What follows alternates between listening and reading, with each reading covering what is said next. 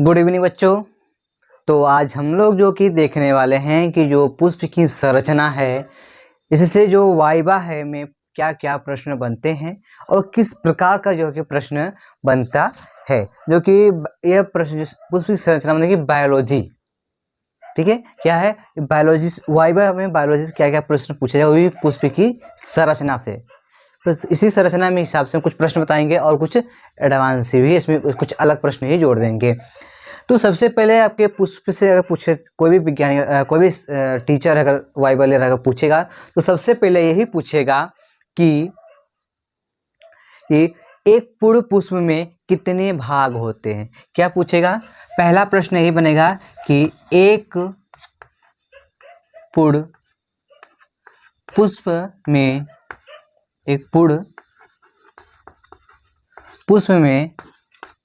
में कितने भाग होते हैं, कितने भाग होते हैं।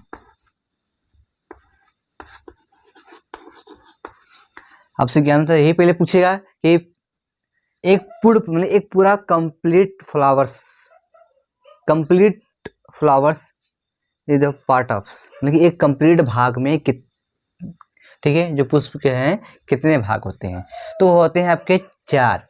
कौन कौन से? बाह्य दलपुंज, दलपुंज, पुमंग, जयांग, सेपल, पेटल, एंड्रोसियम, गायनोसियम। ठीक है। और दूसरा प्रश्न क्या बन सकता है बच्चों? दूसरा प्रश्न क्या बन सकता है? दूसरा प्रश्न यही बनेगा कि आवृत्त बीजी, क्या बनेगा? आवृत्त बीजी पौधा या पौधे। ठीक है, पौधा या पौधे किसे कहते हैं? आपको इस तरह से भी प्रश्न बन जाएगा, या तो आपसे ऐसे भी प्रश्न पूछ लेगा कि आवृत्त बीजी और अनावृत्त बीजी दोनों पौधों में अंतर क्या है, between differentiation angiosperm and gymnosperm. ठीक है, तो अंतर ये कि आवृत्त बीजी पौधों में यही अंतर है कि आवृत्त जो पौधे होते हैं उसमें क्या है, पुष्प खिलते हैं। क्या है? पुष्प बनते हैं। क्या होता है बच्चों? पुष्प बनते हैं। तो अनावृत्त बीजी पौधों में ऐसा नहीं होता है और उसमें पुष्प नहीं लगते हैं या बनते ही नहीं हैं। ठीक है, तो ये हो गया आपका दूसरा प्रश्न। और तीसरा प्रश्न क्या पूछ सकते हैं पुष्प से कि निषेचन के बाद अंडाशय में कितने भाग बनते हैं। क्या प्रश्न पूछ सकता है बच्चों कि निषेचन के बाद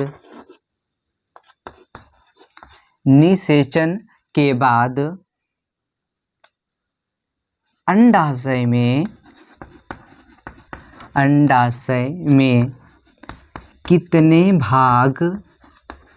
कितने भाग बनते हैं, या कितने भाग में बट जाते हैं। कितने भागों में बनते हैं, कितने भागों में या बट जाते हैं। तो वह आपके हैं 2 भाग। कौन कौन से? ठीक है, कितने भागों में? 2 भाग। तो पहला भाग है कि वह बनेगा पहला तो फल, उसके बाद फल के बाद बनता है बीजांड। क्या बनेगा बच्चों? बीजांड। ठीक है, उसके बाद आपसे चौथा प्रश्न पूछ लेंगे। ठीक है, ये महत्वपूर्ण भी है तो नहीं पूछ लेते हैं, पूछ ये लेते हैं कि पुष्प में कौन कौन से 2 चक्र जनन क्रिया में भाग लेते हैं। कौन कौन से ऐसे 2 चक्र हैं जो कि जनन क्रिया में भाग लेते हैं। क्या होता है? जनन क्रिया में कौन कौन से 2 चक्र भाग लेते हैं। 2 चक्र भाग लेते हैं। ठीक है, कौन कौन से चक्र 2 भाग लेते हैं। तो आपका होगा पहला है पुमंग और दूसरा है जयांग। क्योंकि जो पुमंग है यह आपका नर भाग नर युग्मक होता है। समझो क्या होता है, नर युग्मक। और यह आपका होता है मादा, ये क्या होता है आपका मादा युग्मक होता है। अगर इसके मादा का अगर जाएंगे भाग तो इसके 3 भाग होते हैं। वर्तिकाग्र होते हैं जो पुष्प के ऊपरी भाग में चिपचिपा पदार्थ लगा होता है जिसका वो पराग कण को चिपकाने के लिए कार्य करता है। फिर उसके बाद आते हैं तो आएगा उसके बाद वर्तिका। फिर उसके बाद आता है अंडाशय, जो अभी अंडाशय की बात की, लेकिन निषेचन के बाद अंडाशय में कितने भाग बनते हैं। इसी प्रकार जो पुमंग है ये भी 2 प्रकार का होता है, वो होता है तंतु, ठीक, तंतु और क्या होता है परागकोश। परागकोश क्या होता है, परागकोश। अगर इन दोनों को अगर हम मिला देते हैं तो क्या बनता है, क्या बनेगा पुंकेसर। अगर इन तीनों को अगर हम मिला देंगे तो बनेगा स्त्री केसर। क्या बनेगा, स्त्री केसर। अगर इन दोनों को मिला देंगे तो बनेगा पुंकेसर, ठीक है, पुंकेसर, जिसको हम इंग्लिश में पुंकेसर कहते हैं स्टेमन, ठीक है। और स्त्री केसर को हम क्या कहते हैं, और यहाँ पर तंतु को हम कहते हैं फिलामेंट और एंथर, फिलामेंट और आपका हो जाएगा एंथर, ठीक है, स्टेम। और स्त्री केसर को हम कहते हैं स्टील, स्टील, ठीक है। और स्टील वाले से भाग को ही हम कहते हैं गाइनोसियम, ठीक है। और इस वाले भाग को हम कहते हैं एंड्रोसियम, ठीक है। ये भाग होते हैं। तो हम इसी में एक और जोड़ देते हैं कि कभी यहाँ भी प्रश्न बनता है कि पुमंग किसे कहते हैं और जयांग किसे कहते हैं।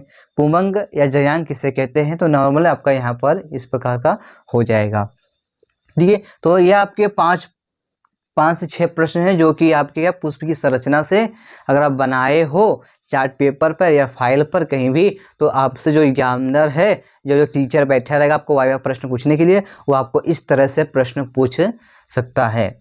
और इस पे हम जोड़ देते हैं कि आनुवंशिकता में से आपको पूछ सकता है कि